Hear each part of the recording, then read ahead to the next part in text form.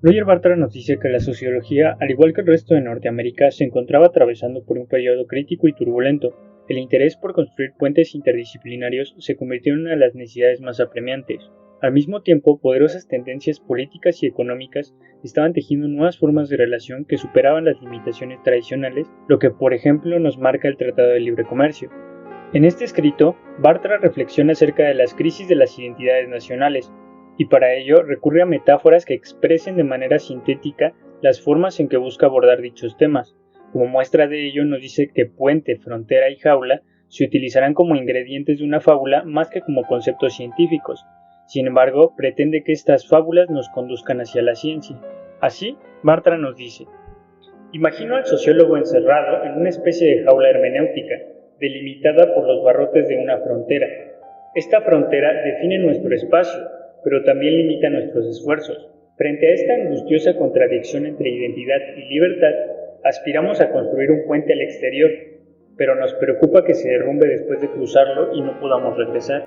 Robert Merton fue uno de los sociólogos que declaró que desconfiaba de las teorías generales y realizó un llamado a concentrarse en teorías de rango medio. Aseguraba que con esto se podrían evitar los peligros de volar demasiado alto y lejos de la jaula, y así justificaba la creciente especialización. El peligro de tomar esta vía de las teorías de rango medio consistía en un rendimiento decreciente en la acumulación de tesis significativas sobre la sociedad. Lazarsfeld cuestionaba si realmente había existido un cambio significativo en los últimos 50 años que no hubiera sido anticipado ya por los filósofos o novelistas, y más allá de insinuar que se había logrado poco, auguraba un futuro igual de mediocre, e incluso aseguraba: es poco probable que se realicen descubrimientos sorprendentes en los tiempos que vienen. Por otra parte, los sociólogos al sur del río Bravo aceptaban con más naturalidad que la ciencia se mantuviera como una disciplina ambigua basada en impresiones, y no les molestaba que las fronteras de la ciencia social con las obras de autores como Carlos Fuentes, Octavio Paz o Juan Rulfo estuvieran poco definidas. Eran rígidos en materia de fronteras nacionales, al punto que, por ejemplo, aceptaron y refinaron una teoría de la dependencia que solo tenía sentido si se partía de la existencia sustancial de los límites estatales heredados de la condición colonial. De esta manera nos dice Bartra que la sociología se encerró en la jaula nacionalista. Algunos científicos sociales intentaron tender puentes más hacia el norte. Sin embargo, la sociología en los Estados Unidos había construido otra jaula con la obsesión por la clasificación, codificación y la cualificación, que se encerraba tras una lengua post-weberiana prácticamente impenetrable. Esto despertó las sospechas en matemáticos que creían que el florecimiento de las ciencias sociales era vana, debido a que la mayor parte de los fenómenos estudiados eran de una clase altamente indeterminada. Por otro lado, las ciencias sociales en México desarrollaron ciertos refinamientos teóricos, especialmente en el estudio de los fenómenos rurales y de la política a raíz de la fuerza desencadenada de una revolución agraria que cristalizó en un Estado nacional especialmente complejo, aunque autoritario y poco democrático. Bartra nos dice que la sociología en México quedó atrapada en una paradoja. A pesar de que descansaba sobre una base nacionalista, despreció durante muchos años el estudio de la simbología cultural y decidió acercarse a las formulaciones económicas. De esta forma, los sociólogos que heredaron y continuaron con esta tradición llegaron a conclusiones de que la dependencia y la globalización habían impedido que en México se desarrollara una sociedad civil homogénea. En contraparte a estas interpretaciones, se desarrolló otro enfoque sociológico que examinó con cuidado la dimensión cultural y simbólica, que obtuvo resultados diferentes. El sistema nacional mexicano se apoyaba en una sólida sociedad civil, cuya complejidad permitía explicar la legitimidad del autoritarismo nacionalista.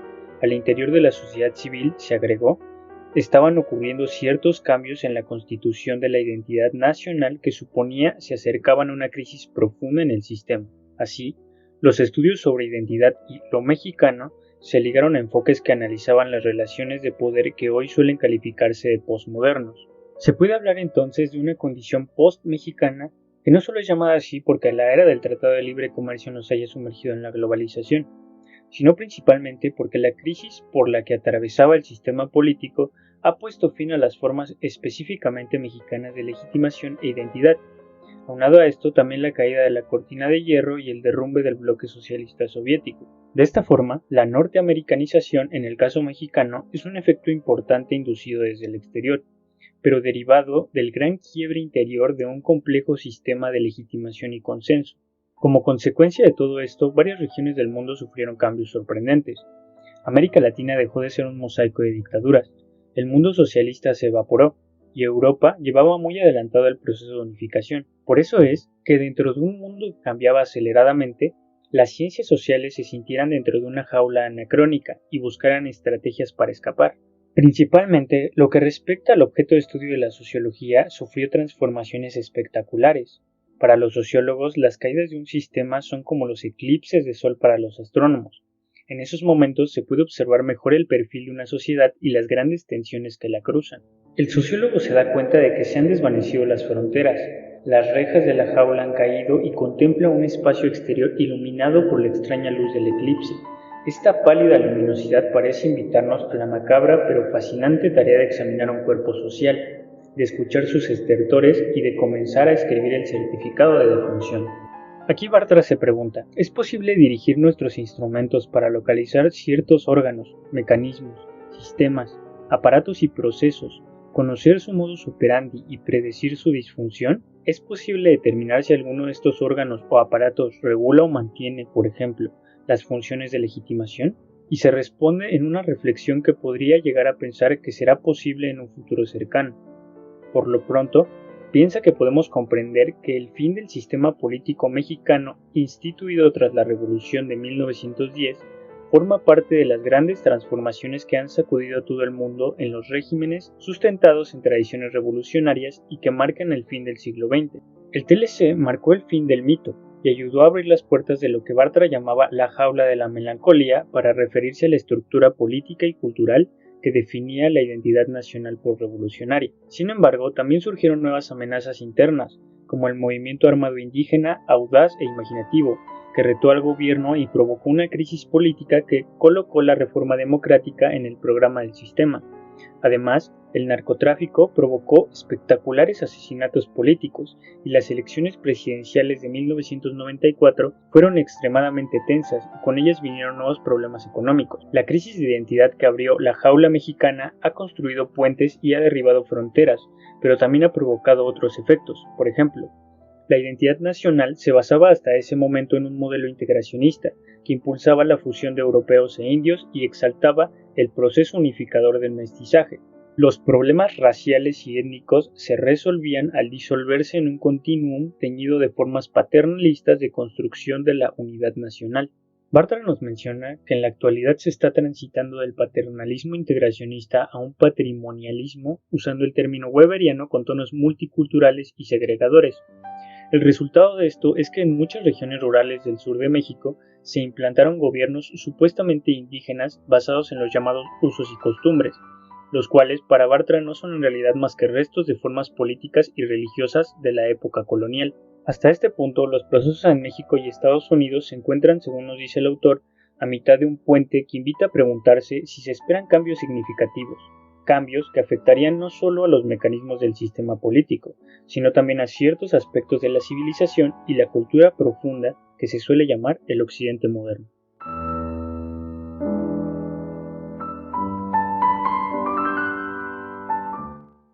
La segunda parte hace referencia a algunas de las experiencias metodológicas que Bartra nos comparte sobre su trabajo en ciencia política y en específico sobre el tema de la cultura política. De esta manera distingue 4 problemas: la investigación, el análisis, la interpretación y la presentación. Para comenzar, Bartra nos dice que para él la cultura política no está compuesta en lo fundamental de ideología, o sea, que sus funciones no se explican políticamente a partir de los intereses que se generan en las esferas estatales y en las clases sociales, sino que sus funciones legitimadoras del orden político se explican culturalmente, es decir, en términos de un conjunto de símbolos. Así, en la cultura política por supuesto hay ideología, pero sobre todo hay mitología. La cultura política, nos dice, obedece a un prolongado proceso de construcción y maduración en el que intervienen de manera decisiva estructuras míticas muy complejas y elaboradas, y suele evitar una franja temporal que se extiende a través de muchos años sobre la historia de un país o una región. Esto claramente ofrece problemas a la practicidad de una investigación. Por eso, Bartra elige el camino metodológico que le parecía más adecuado, el cual es enfocar directamente el lente sobre un aspecto, que llama canon o mito de identidad, como quien espía por el ojo de una cerradura, con paciencia y durante un tiempo prolongado, como mirar un peep show en una gran feria.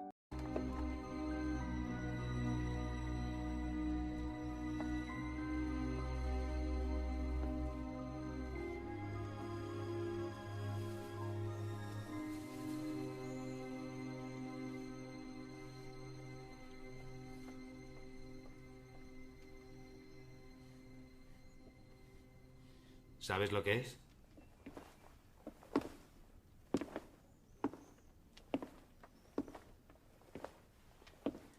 Una cámara oscura.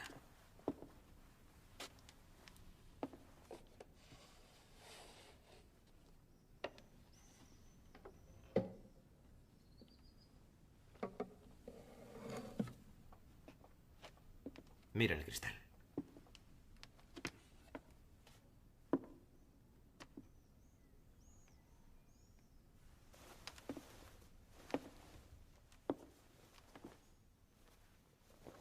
Toma, cúbrete con esto.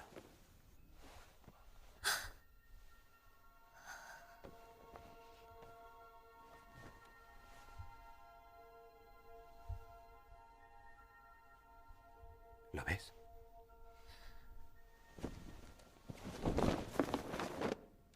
Dios mío, lo siento, No, señor. no te preocupes por el sobre todo. ¿Qué has visto?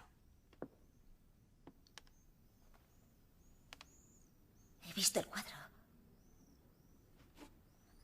Pero...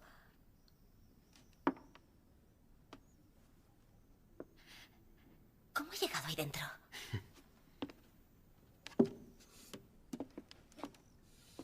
¿Ves esto? Es una lente. La luz de esa escena pasa por ella y entra en la caja para que podamos verla aquí. ¿Es real? Es una imagen. Un cuadro hecho con luz. Al observar de esta manera se renuncia a contemplar el panorama completo, pero se tiene la ventaja de evitar el deslumbramiento con sus falsificaciones. Y bien, ¿cómo investigar el mito de la identidad del mexicano? Bartra nos responde que se propuso tomarlo como un peep show, por lo que debía encontrar una resquebrajadura para comenzar el juego, y siguiendo el pensamiento salvaje encontró un animal que, haciendo referencia a Levi Strauss, era bueno no solo para comer, sino también para pensar. Este era, por supuesto, el ajolote. Este animal, nos dice Bartra, que fue el principal encargado de guiarlo hasta la resquebrajadura, hasta el ojo de la cerradura, donde poder estudiar las impuricias de la cultura nacional. Ahora bien, ¿qué observamos a través del ojo de la cerradura? Se debe escoger alguna forma de separar la avalancha de signos, hechos y símbolos. Se regresa al ejemplo de la historia. El campo que le interesa a Bartra adopta la forma de la historia de las ideas que se ocupan principalmente de las secuencias ideológicas, vista como narración de hazañas intelectuales que se pueden documentar gracias a los testimonios de sus protagonistas. En contraposición, se halló el enfoque estructuralista propio de la antropología de los mitos, que privilegia el estudio de las texturas culturales y las funciones de sus componentes. Nos dice que la historia de las ideas suele circunscribirse excesivamente al estudio de los eventos, por lo que se dificulta la comprensión de las ideas como expresiones de amplias redes culturales, y pone de ejemplo el mito de la identidad, que ha sido interpretado como una manifestación ideológica de los intereses clasistas. En contraste, la antropología de los mitos tiende a ver la identidad como la expresión de las polaridades estructurales. Aquí nos otorga un ejemplo que ilustra el problema. Uno de los elementos canon de la identidad cultural es ese lado salvaje ancestral que se refiere al supuesto primitivismo del mexicano. Ese lado salvaje circula nuevamente gracias a la rebelión indígena en Chiapas encabezada por los neozapatistas. Así, nos señala necesario enfocar la atención en ciertos momentos de transición durante los cuales operan las mutaciones sintomáticas en la composición del mito como en su función dentro de la textura cultural que lo envuelve. Por ese mismo motivo le parece adecuado el ejemplo de la identidad nacional del mexicano y de lo que él denominó el canon del ajolote, que determina la peculiar composición de elementos míticos que componen el canon. Desde el punto de vista histórico, se podría decir que se trata de un eslabón desarrollado a partir del nacionalismo decimonónico, en la intervención y construcción de una comunidad nacional. Otra interpretación podría ser la de una estructura mítica que, profundamente enclavada en el espíritu humano, envía señales o mensajes que son traducidos por cada cultura e individuo a formas concretas. Mientras que la primera interpretación no permite entender las razones por las que una idea encarna en las obras de Samuel Ramos u Octavio Paz, la segunda asume la existencia de un sistema de mensajes. Así, los textos de Ramos o Paz serían considerados construcciones míticas, cuyas peculiaridades obedecerían a la recepción codificada de ciertas instrucciones provenientes de una estructura profunda en la que se habría cristalizado la oposición individuo-sociedad o naturaleza-cultura.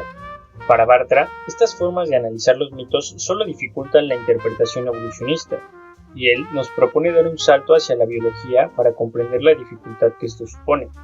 Nos señala que el código genético de los organismos no contiene las instrucciones para un cambio evolutivo. Los cambios y las variaciones no se encuentran programados en los mensajes genéticos. Es, por su parte, la estabilidad en la especie la que está programada, no su evolución. En la jaula de la melancolía, Bartra pretendió iniciar la tarea de trazar el mapa de la evolución del mito desde la identidad del mexicano, mencionando que las peculiaridades no proceden de un código estructural impreso en la mente de los mexicanos. Los hitos, los meandros, los caminos, las fronteras y las conexiones por su parte se han ido formando gracias a una especie de selección cultural, no en un proceso determinado de instrucciones preestablecidas en un sistema simbólico de mensajes. Cuando interpretamos los textos que describen la identidad nacional, hay una duda que no deja de atormentarnos. ¿Acaso al escuchar sus voces no quedamos atrapados por el conjuro del mito? Si penetramos en el círculo hermenéutico, como recomienda Paul Ricoeur, aceptamos formar parte del mismo campo semántico que tratamos de comprender. La lectura simbólica nos envuelve, nos transfiere su sentido y nos encanta. Bartra nos plantea que de este modo nos encontramos en una doble dificultad de descifrar textos que a su vez interpretan la identidad. Por un lado, si nos dejamos encantar por el impulso hermenéutico, por los textos que analizamos, no podremos estar seguros de que nuestra interpretación deje de reproducir la imagen mítica inventada de una identidad que sustituye y desplaza nuestra percepción de una identidad real. Por el contrario, si no nos dejamos subyugar por la atracción textual de las imágenes y figuras de las identidades que tratamos de descifrar, corremos el riesgo de regresar a una Ítaca que ya conocíamos, habiendo descubierto simplemente que los mexicanos somos nosotros mismos.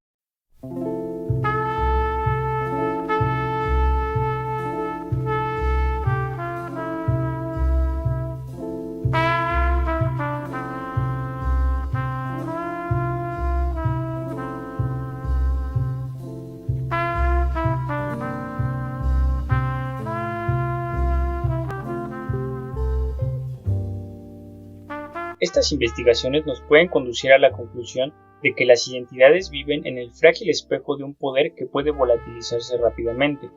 Esta interpretación nos retransmite el mito original, el disfraz de la identidad oculta y al mismo tiempo revela la identidad del mexicano. También podemos optar por escaparnos del círculo hermenéutico, para comprender las identidades como parte de un sistema inconsciente que actúa en los escritores mexicanos sin que ellos se percaten de eso. Y si se busca la identidad nacional en las raíces del atraso mexicano, podríamos decir que se trata de la sombra de la que habló Carl G. Jung para referirse a los aspectos obscuros, reprimidos, inconscientes, con frecuencia destructivos de la personalidad.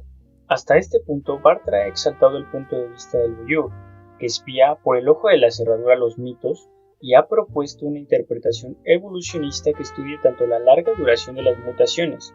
Nos ha sugerido que es necesario un proceso de decodificación, recodificación, en el que los signos de identidad cultural descifrados deben ser enmascarados de nuevo con nuestros propios signos. Pero se plantea un problema. Al recodificar no ocultamos la verdad. ¿Para qué tomarnos tanto trabajo para descifrar un mito si lo vamos a enterrar de nuevo en una cripta? Esto lo describe como un problema de presentación o representación. Para abordar este problema, Bartra ha usado uno de los métodos que tiene su origen en el teatro griego, la ironía. En su expresión clásica, la ironía es una manera de decir algo distinto e incluso contrario a lo que se quiere significar, una forma alegórica y retórica mediante la cual se dice una cosa para entender otra. No se trata de engañar, sino de invitar al lector a un trabajo de interpretación. ¿Pero con qué objeto? Friedrich pensaba que era necesario reconocer que el mundo es esencialmente paradójico, y que por lo tanto solo es posible comprenderlo con una actitud ambivalente. Así, Bartra nos dice que para él la ironía es la expresión de un método polivalente que abarca el peep show. las extrañas mutaciones, los peligros de la alteridad y los espejismos de la hermenéutica. El método irónico nos permite ser hermeneutas y herméticos al mismo tiempo, y de esta manera escapar de la jaula hermenéutica, siempre y cuando hayamos podido primero entrar en ella y arrebatar los mitos que encierra. Lo importante es que no existe una escapada en desorden, sino una graciosa huida que represente los resultados de nuestras aventuras en los territorios de la cultura política. En este punto termina mi exposición y les agradezco mucho su atención. Definitivamente somos libres, somos parcialmente libres. Repito, la libertad, el libre albedrío es un bien escaso. Hay que cultivarlo, hay que protegerlo. No se da por sí mismo, no es algo que crece, como crece una planta, ¿no? O muchas plantas hay que cultivarlas, hay que prepararlas, hay que cuidarlas. Lo mismo con la libertad. La libertad es un bien escaso, pero es un bien maravilloso, es algo fundamental, nos define como humanos, pero es algo que tenemos que expandir. Y eso es una actividad que hay que hacer todos los días y que yo creo que ejerzo